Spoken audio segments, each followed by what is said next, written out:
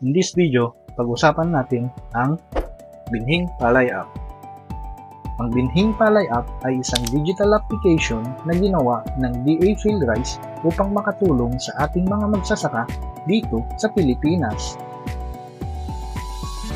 Ito ay isang digital app upang makatulong sa pagpili ng magandang variety ng palay sa bawat panahon ng pagtatanim. Sa pamamagitan ng app na ito, maaari kang pumili ng isang variety ng palay at makikita mo ang iba't ibang katangian nito, tulad ng pest and disease resistant, rice quality, at iba pa.